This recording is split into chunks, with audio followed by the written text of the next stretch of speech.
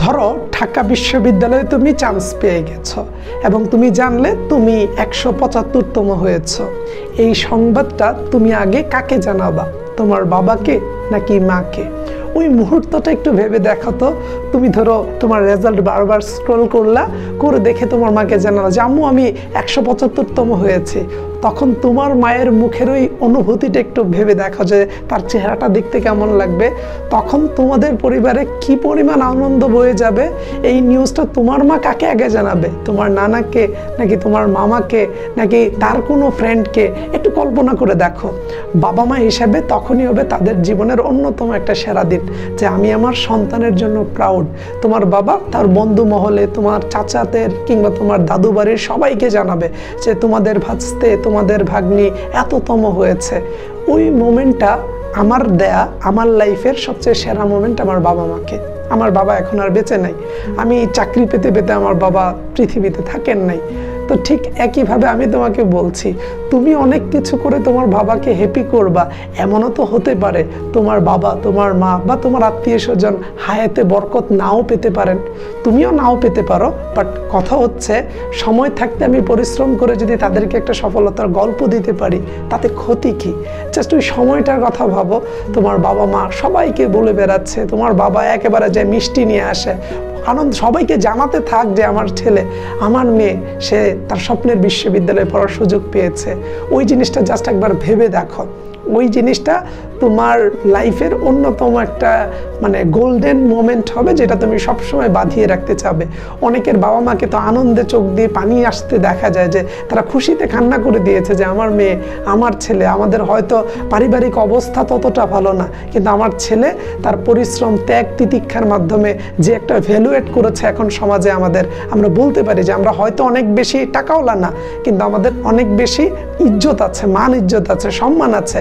এই জায়গা থেকে আমি আমার ছেলেকে, আমি আমার মেয়েকে এত দূরে পাঠিয়েছি। এই মোমেন্টটা তুমি একটু তোমার বাবা মাকে দাও।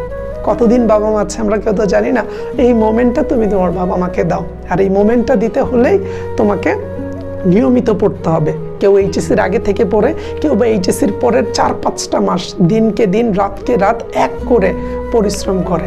এবং এটাই তো পৃথিবীর নিয়ম। তুমি যখনই ধরো, কেউ যদি কখনো জিম করতে যায়, তো প্রথম যখন সে জিম করে তার শরীরে পেইন হয়, ব্যথা হয়, কিন্তু এই জিনিসটাই যখন সে 1 মাস কন্টিনিউ করে তখন তার মাসেলগুলো বিল্ড হয়ে যায়। তখন এর চেয়ে বেশি পরিমাণে এক্সারসাইজ বা পাথর তুললেও তার শরীরে বেশি একটা পেইন হয় না। এটা শরীর মেনটেন করে নেয় এবং তাকে দেখতে স্মার্ট লাগে, তার মাসেলগুলো বিল্ড হয়। ঠিক একইভাবে পড়াশোনা করতে গেলে কিছুটা বিরক্ত লাগা, কিছুটা মাথা ব্যথা হওয়া, কিছুটা উদাসীন লাগা, কখনো কখনো ভয় এসে ঘিরে ধরা, কখনো কখনো মনে হওয়া আমি কি পারবো, আমার দ্বারা কি সম্ভব, এটা তো স্বাভাবিক ঘটনা। এটাকে ধরে বসে থাকলে তো আর জীবনে এগিয়ে যাওয়া যাবে না। সো এইটাকে একটা সাইডে রেখে আমি পারবো, আমার দ্বারা সম্ভব, ইনশাল্লাহ আল্লাহ তাআলা আমার পরিশ্রমকে কবুল করবে। আমার বাবা মায়ের মুখে আমি একটা হাসি দেখতে চাই এবং সেই হাসি হবে আমার পরিশ্রম দ্বারা প্রাপ্ত সফলতার হাসি, যে হাসিতে কিছুটা কান্না বিজড়িত থাকবে এবং যে হাসি হবে আমাদের জীবনের অন্যতম সেরা একটা হাসি। আর এই জিনিসটা তুমি বাস্তবে রূপান্তর করতে পারো এই 4-5 মাস লেগে থাকার মাধ্যমে। নিয়মিত পড়াশোনা করবা, টপিকগুলোকে অ্যানালাইসিস করে মুখস্থ আইটেমগুলোকে প্রতিদিন সকালে পড়বা, নির্দিষ্ট টাইমে রিভিশন দিবা, বারবার পরীক্ষা দিবা, পরীক্ষা দিয়ে ভুল হলে সেটাকে আবার শুধরে নিবা, তোমার মেন্টরের সাথে কথা বলবা, নিয়মিত পজিটিভ চিন্তা ভাবনা করবা, নামাজ কালাম পড়বা, ধর্মীয় অনুশাসন মেনে চলবা, অন্তরাত্মা ঠান্ডা থাকবে, পরিবার বা বাবা মায়ের সাথে প্রায়শই দেখা সাক্ষাৎ বা সময় পেলে তাদের সাথে বিশ্ববিদ্যালয় নিয়ে কিছুটা গল্প করবে। এইগুলোর একটা আলটিমেট রেজাল্ট 4-5 মাস পরে তোমাকে ঢাবিয়ান করবে এবং তোমাকে স্বপ্নের ঢাকা বিশ্ববিদ্যালয়ে পৌঁছাতে সবচেয়ে বেশি সাহায্য করবে।